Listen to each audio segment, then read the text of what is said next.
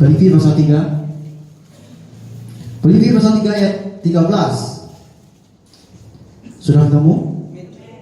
Mari kita baca bersama-sama dengan hitungan 1, 2, 3, ya. Sudah.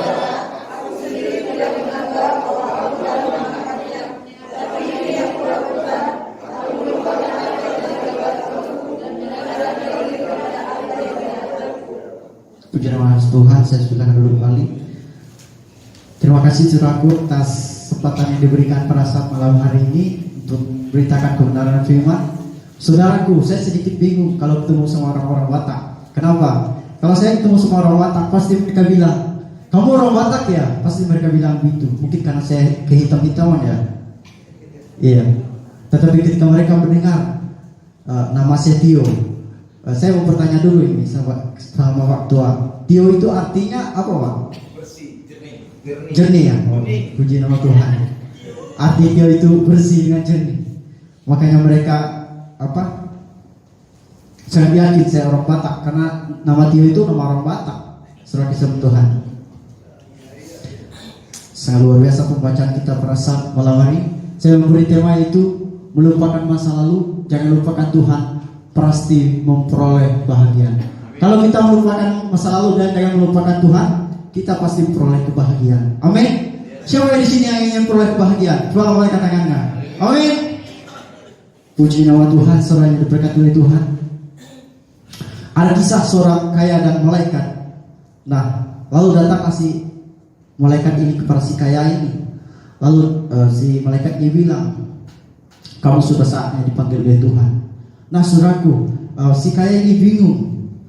Kenapa dia bingung? Aduh, katanya, saya belum menikmati harta saya ini. Saya sudah bekerja keras ini, belum menikmati hasil saya belum jalan-jalan. Tetapi saudaraku, pada akhirnya si kaya ini tawar menawar lah dengan si malaikat ini. Dia tawar menawar. Dia bilang, Kak, malaikat maksud saya, boleh nggak saya kantongi harta-harta saya bawa naik ke surga. Nah, terus saudaraku, si kaya ini kantongi hartanya, dia bawa naik ke surga. Nah, pada saat dia naik ke surga, tiba dia di surga, dia kaget. Lihat surga itu, sekeliling surga dikelilingi emas, bahkan lantainya, temboknya dikelilingi oleh emas. Terus saudaraku, dia melihat apa yang dia bawa ini tidak sebanding dengan apa yang ada di surga. Nah, pelan-pelan dia turuni yang dikantongi dia. Terus malaikatnya tepuk pundaknya. Dia bilang, bos, jangan buang sampah sembarangan. Puji nama Tuhan. Amin. Saudaranya diberkati Tuhan. Tema kita bersama itu melupakan masa lalu, jangan lupakan Tuhan, pasti peroleh kebahagiaan. Nah, saudara yang diberkati oleh Tuhan, saya mencatat begini, masa lalu adalah sejarah. Masing-masing kita mempunyai sejarah. Amin.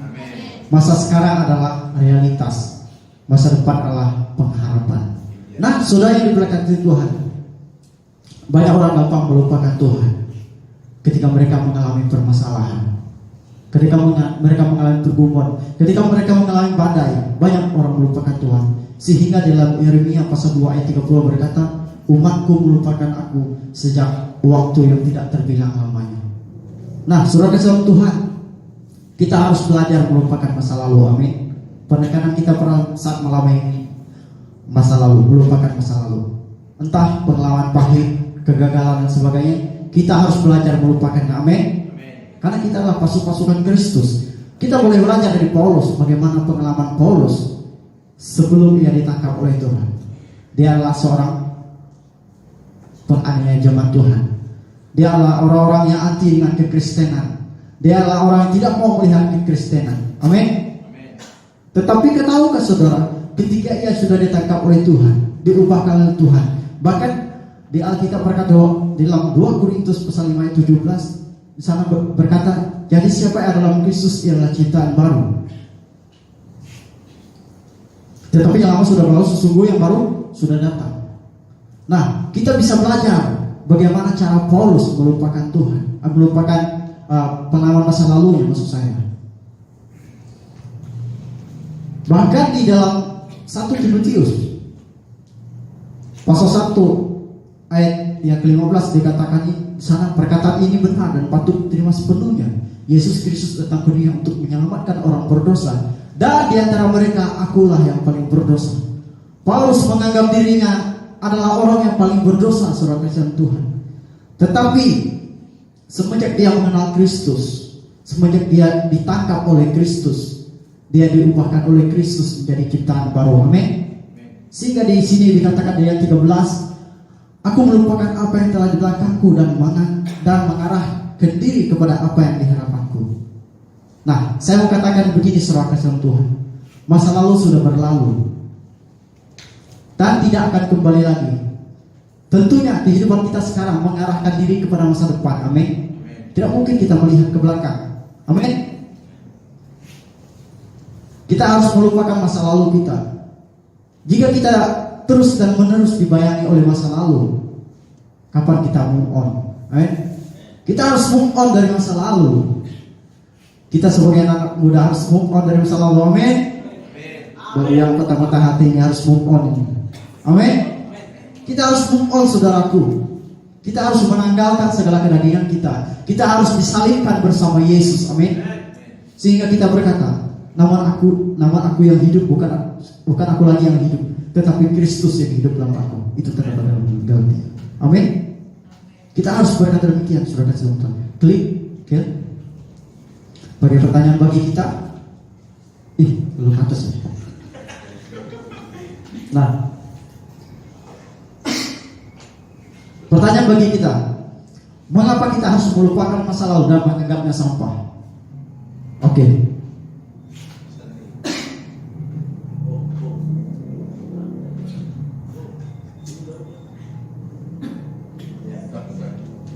Mengapa kita harus melupakan masa lalu dan menganggapnya sampah? Poin pertama, klik. Lagi, oke. Supaya kita tidak terikat lagi dengan masa lalu. Amin.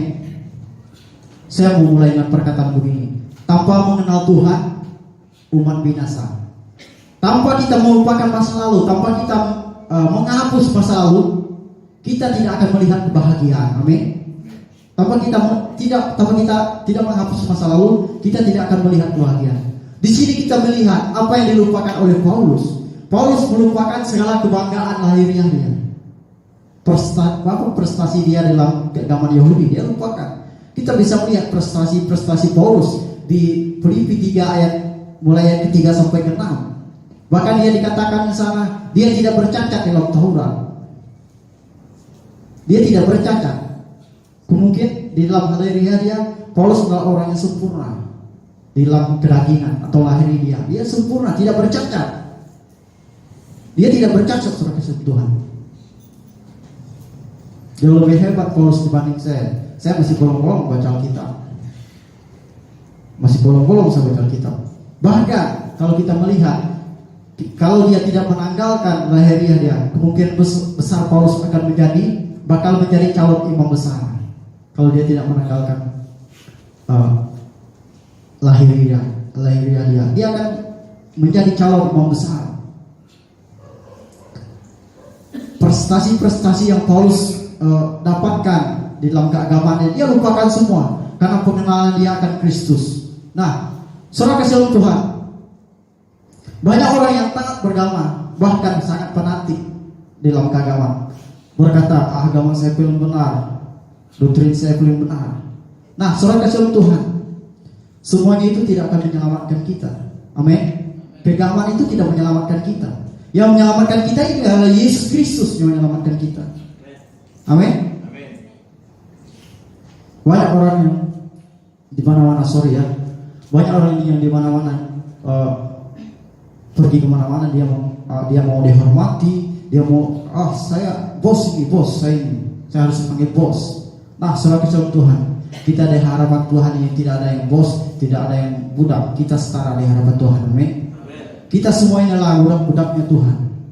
Nah, saudara kasih Tuhan, maukah kita melupakan masa lalu kita? Maukah kita menanggalkan lahiriah kita? Amin. Itu tergantung dari diri saudara masing-masing. Paulus telah lakukan ini, saudara kasih Tuhan, sehingga dia mengenal Kristus. Bahkan dikatakan di ayat yang ke-8 sana, dia menganggap semuanya sampah. Nah, poin kedua, klik. Mengapa kita harus melupakan masa lalu dan menganggap semua sampah? Supaya kita memperoleh hadiah. Nah, saudara kasih Tuhan, menetapkan tujuan itu baik, amin. Tetapi kita selesai itu kita mau kemana? Selesai kita menetapkan tujuan itu kita mau kemana? Tentunya kita sebagai orang percaya, setelah kita menetapkan tujuan itu, kita harus berusaha dan tekun mencapai tujuan tersebut. Kita harus berusaha dan tekun mencapai tujuan tersebut. Tujuan yang baru dalam diri Paulus adalah mengenal Kristus dan serupa dengan Kristus. Itulah tujuan yang baru dari Paulus. Mengenal Kristus dan serupa dengan Kristus. Seharusnya dalam kekristenan landasan kita yaitu mengenal Kristus dan serupa dengan Kristus. Amin. Seharusnya begitu saudara kasih Tuhan dalam kekristenan kita. Kita hari demi hari tahap demi tahap sebenarnya harus berubah terus minta diubahkan oleh Tuhan.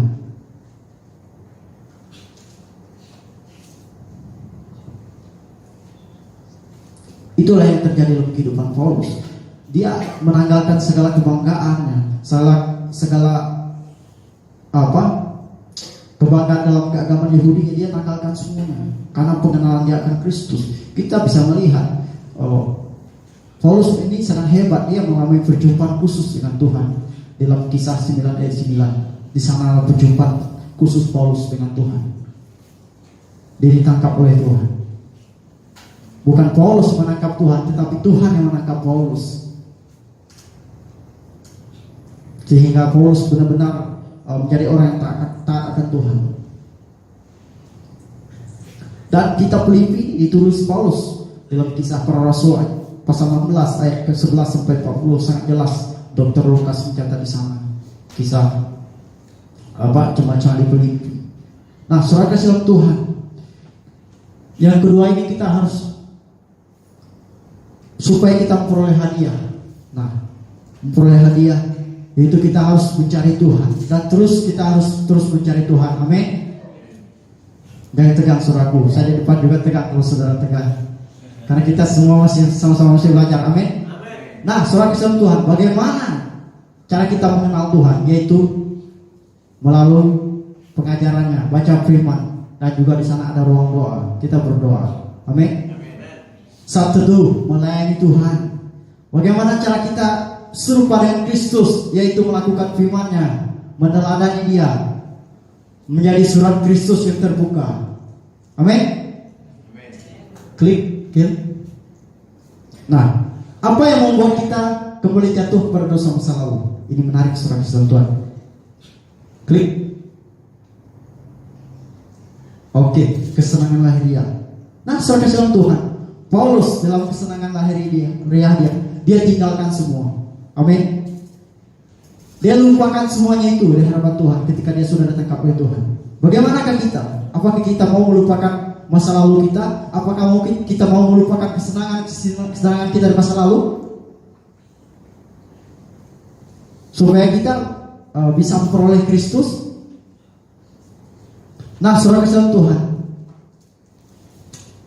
dalam kehidupan kita ini, dan kita berkata, bagi yang ibu-ibu atau bapak-bapak yang kita berkata, seandainya suami saya atau istri saya tidak miskin, mungkin saya akan bahagia.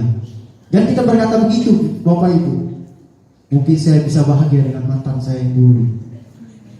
Kita jangan berkata demikian, Bapak Ibu. Dan kita sebagai anak muda, seandainya saya tidak dilahirkan di dalam keluarga yang miskin, mungkin saya akan bahagia.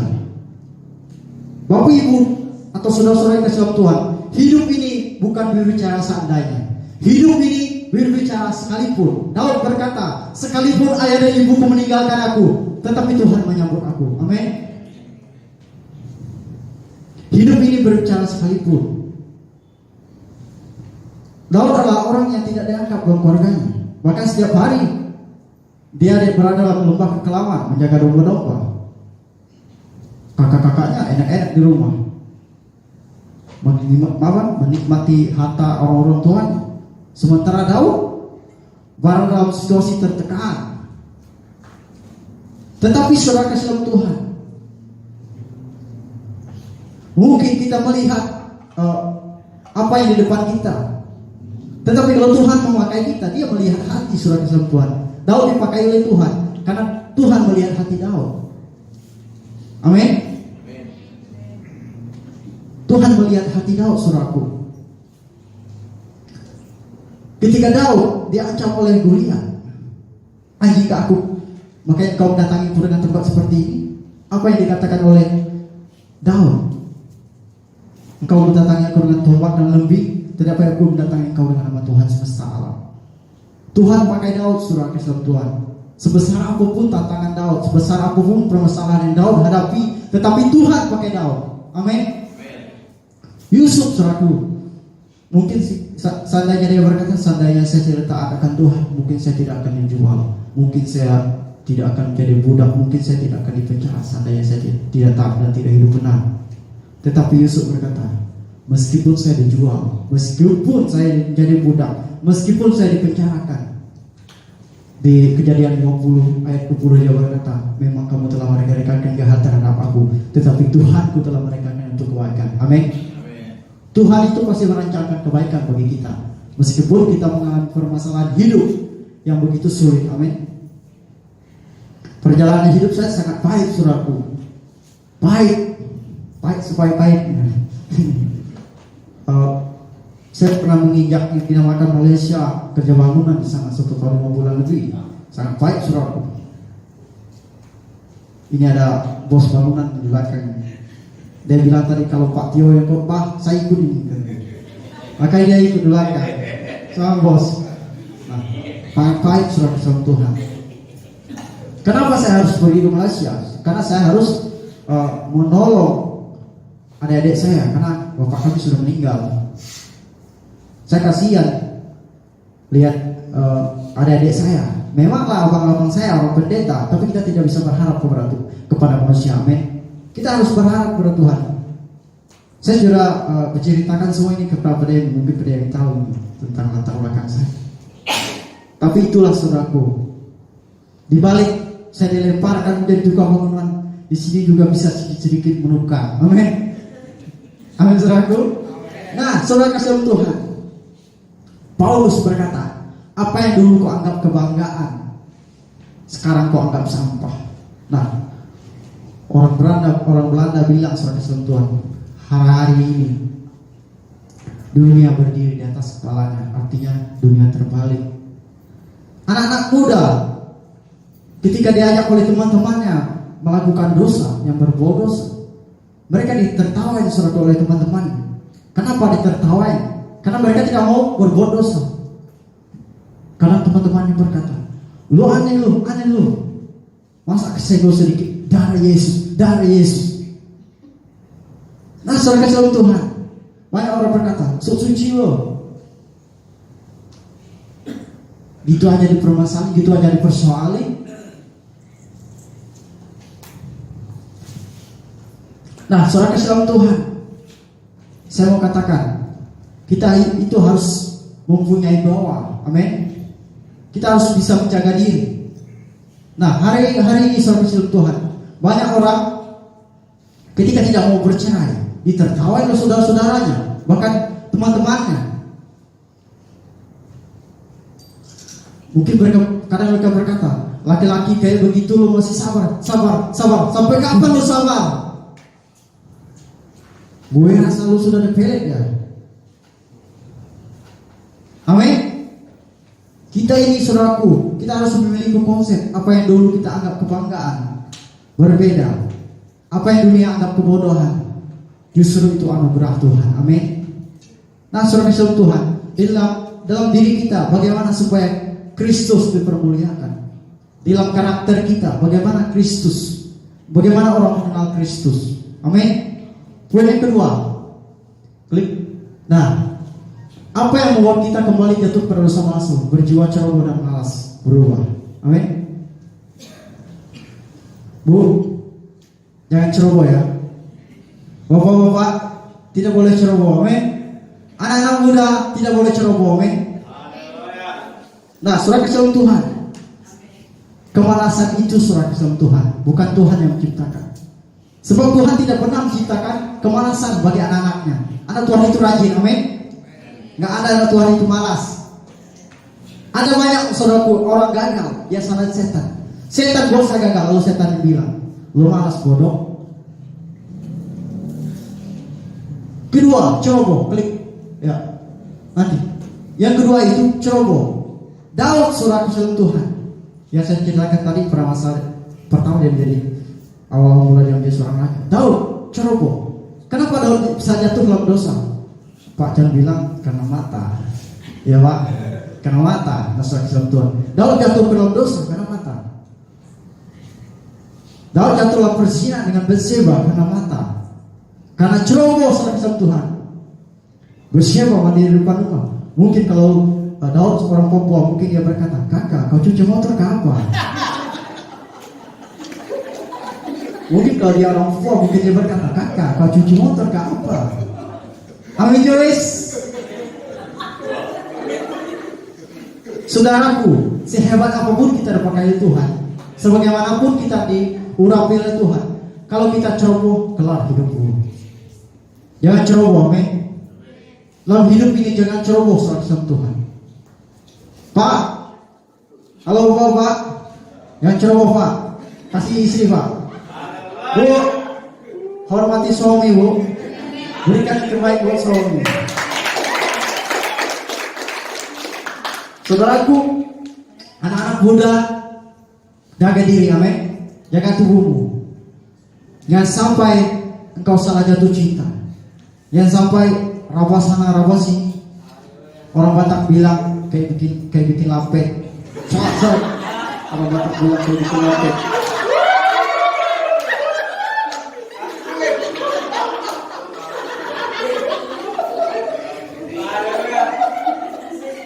Jangan ceroboh, men.